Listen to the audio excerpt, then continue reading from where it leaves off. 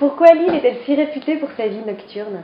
Bah écoutez, Lille, pour commencer, est une grosse ville étudiante. On a de très grandes écoles à Lille, l'EDEC, la Cato, etc. On bénéficie également de l'influence de la Belgique. On est à 20 minutes à peine de la frontière belge. Et bon, là-bas, on sait très bien que la Belgique a une très grande réputation pour ses fêtes, pour sa musique électronique.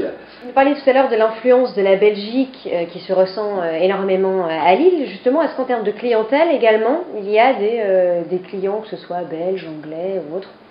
Effectivement, on a de plus en plus sur l'île de touristes étrangers, anglais, hollandais, flamands, allemands qui viennent sur l'île parce que l'île est un pôle d'attractivité culturelle. Il y a énormément d'expositions, la piscine, le LAN qui est ouvert récemment, le musée des Beaux-Arts, des bars comme ici, le Code Bar qui fait des expos.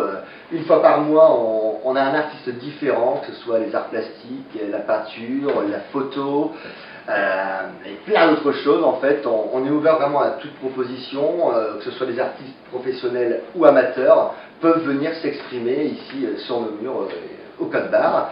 Et je ne suis pas le seul, énormément de bars également font de l'expo, et il y a plein d'autres établissements qui jouent la carte culture.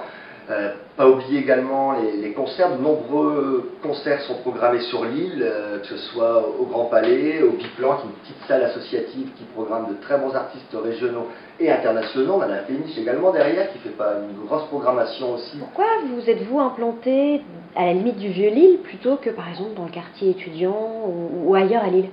En fait, si vous voulez, sur l'île, il y a deux ambiances, deux quartiers. Il y a le quartier plutôt Solferino-Masséna, qui va être vraiment là le gros quartier estudiantin, où il y a pas mal de discothèques, un peu généralistes, où on fait un petit peu de tout. Plutôt des kebabs, des snackings, où les étudiants vont plus se retrouver dans ce quartier-là pour faire la fête.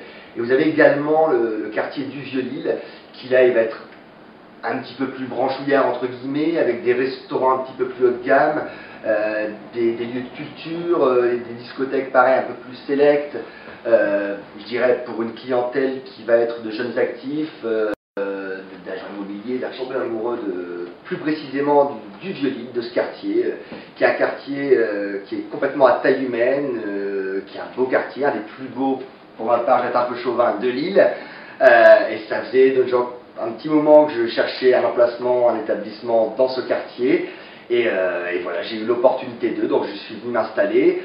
Bon, j'aime ma ville, j'aime ma région. Il n'était pas question que je m'implante ailleurs. Je veux défendre les valeurs du Nord, les valeurs de Lille, et puis voilà, on a un gros potentiel culturel, d'artistes, de DJ, une clientèle qui est super, chaleureuse, qui est fidèle, donc il n'y a pas de raison d'aller ailleurs. On est très bien à Lille.